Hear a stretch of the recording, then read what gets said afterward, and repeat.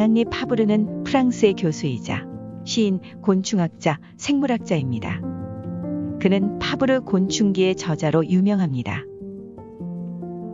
파브르는 남프랑스 생레옹의 시골 농가에서 태어났습니다.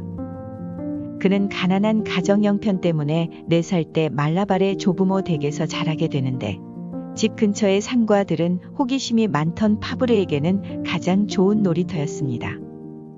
벌레와 곤충의 생김새를 관찰하고 생활하는 모습을 보면서 자연에 대한 많은 관심과 애정을 갖게 해주었습니다. 훗날 곤충학을 연구하는데 큰 발판이 됩니다. 7살이 된 파브르는 학교를 다니기 위해 부모님이 계신 고향으로 다시 돌아옵니다.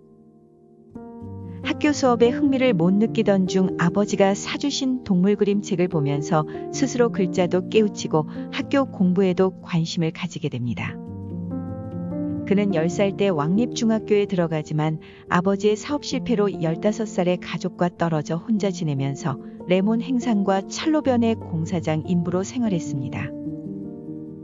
그러면서도 성실하고 학구열이 뛰어난 파브르는 낮에는 일하고 밤에는 열심히 공부해서 아비뇽 사범학교의 수석으로 합격합니다.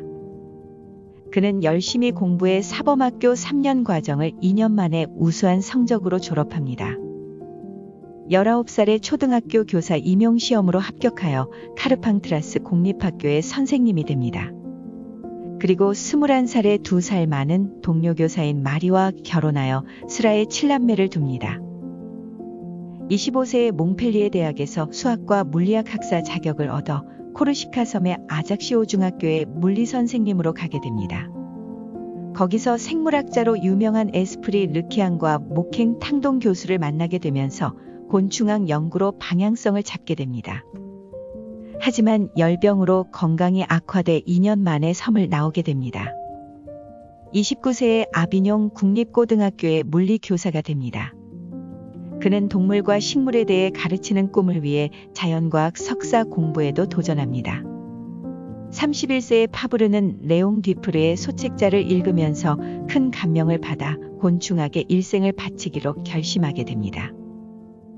그는 32세에 노래기벌의 집에 먹이인 비단벌레가 죽어 있음에도 몸이 썩지 않는 현상을 본 후 듀프르의 설명을 관찰과 실험을 통해 실제로는 비단벌레가 죽은 게 아니라 벌의 침을 맞고 마비된 상태라는 걸 밝히고 자연과학연보에 논문을 제출해 학계와 듀프르, 다윈조차도 그의 관찰력에 찬사를 보냈습니다.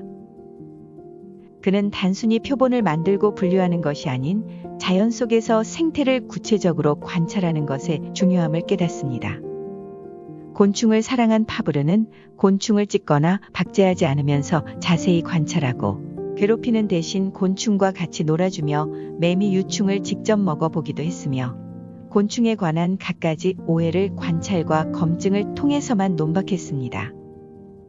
파브르는 꼭두선이에서 염료의 주원료인 알리자린을 뽑아내는 방법을 알아내어 논문으로 발표했으며 꼭두선이 가루를 제조하는 방법을 발명해 특허를 받아 그 지역 염색 산업에도 기여하게 됩니다.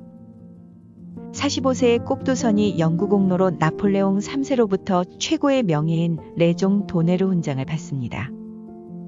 하지만 얼마 후 독일의 학자가 인공염료를 개발해 파브르의 꼭두선이 연구는 쓸모없게 되었습니다. 그가 어려운 처지에 놓이자 교직 중에 장학관이었던 뒤루이 장관의 제1호 시민학교에서 강의를 맡게 되었고 수도원에서 운영하는 르키앙 박물관의 관장으로도 일하게 됩니다. 때마침 휴양차 근처에 살고 있던 영국의 경제학자 존 스튜어트 밀을 만나 친분을 맺습니다. 45세의 뒤루이가 장관직에 물러난 후 얼마 안 되어 파브르 또한 모함으로 학교와 집에서 쫓겨납니다. 파브르는 갑자기 닥친 어려운 상황에서 밀에게 3,000프랑의 돈을 도움받아 그가 20여 년간 살아온 아비뇽을 떠나 오랑주로 이사하게 됩니다. 그는 그곳에서 9년에 걸쳐 과학 이야기, 전원의 과학, 식물의 생활, 우리를 돕는 동물들과 같은 귀중한 책들을 잇따라 펴냈습니다. 이 책들의 인쇄로 밀의 빚을 깨끗하게 갚을 수 있었습니다. 파브르는 쇠똥구리에 대해 연구했는데 쇠똥구리는 똥구슬을 굴리다 힘이 들면 친구와 함께 굴린다는 것이 아니라 빼앗을 기회를 엿보느라 같이 굴리는 척한다는 사실을 밝혀냅니다. 또한 매미는 다른 매미의 소리를 구별해도 그 외의 소리는 들을 수 없다고 주장했으며 이는 파브르가 죽은 후 사실로 밝혀졌습니다. 아들 쥘은 파브르 곤충기를 쓰는데 가장 큰 조력자였지만 평소 몸이 약했습니다. 파브르가 54세의 6번째 아들이자 조력자인 쥘이 병으로 죽게 됩니다. 파브르는 큰 슬픔 속에서도 책이 나오기를 손꼽아 기다렸던 아들 쥘을 위해 용기 내어 곤충 연구에 더욱 몰입합니다. 마침내 곤충기에 쥘이 발견한 곤충 중 벌 가운데 3가지, 노래기벌, 구멍벌, 나나니벌의 일종의 쥘의 이름을 붙여줍니다. 55세에 곤충기 1권을 완성하고 다음 해인 56세에 출간합니다. 출간하기 한 달 앞서 그가 오랫동안 원했던 자기 땅과 자기 곤충연구소를 가질 수 있는 세리냥으로 이사합니다. 56세에 곤충기 1권을 펴내면서 어린이 교육도서로서 뿐만 아니라 학자들에게도 반응이 뜨거웠습니다. 책에는 파브르가 곤충을 관찰한 동기, 과정, 즐거움, 결과들이 아름답고 생생하게 묘사되었습니다. 그리고 6년 후인 62세의 부인이 세상을 떠납니다. 첫 부인 사망 2년 뒤 21살 연하인 조세핀과 재혼하여 3명의 자녀를 둡니다. 곤충기는 그의 나이 56세부터 84세까지 무려 28년에 걸쳐서 총 10권으로 간행된 대작입니다. 그의 역작 곤충기는 그 관찰의 세밀함 뿐 아니라 문장의 시적 아름다움으로도 유명했습니다. 빅토르 위고는 파브르를 곤충의 호메르라고 부르기도 했습니다. 하지만 곤충기 10권이 출간 후 교과서가 바뀌고 내용이 맞지 않자 수입이 감소하면서 다시 생활이 어려워집니다. 프랑스의 유명한 시인인 미스트랄이 파브르를 방문하여 출판 기념회를 열자고 제의하여 1910년 4월 3일에 출판 기념회를 열고 파브르의 날로 선포하며 곤충기를 다시 한번 세상에 알립니다. 그는 87살의 노령임에도 글라이더를 직접 설계하여 잠깐이지만 하늘을 날아보기도 했습니다. 88세에는 시인 미스트랄이 주축이 되어 파브르를 노벨문학상 후보자로 추천해 후보에 오르기도 했습니다. 90세에는 아들 폴이 찍은 200여 장이 담긴 곤충기의 최종 도예판이 출간되기도 했습니다. 파브르가 92세의 긴 여정을 마감하며 평온히 눈을 감았던 날은 1915년 10월 11일이었습니다. 그가 즐겨 다니던 고향 산 아래 들판에 그의 시신이 내려졌을 때 그 관 위에는 작은 한 마리의 벌레가 유난히도 반짝였다고 함께했던 사람들은 전하고 있습니다. 교사로 일하며 곤충을 연구했던 파브르는 정식 교사가 아닌 임시 교사였기 때문에 말년에 몇 해를 제외하고는 평생을 가난하게 살았습니다.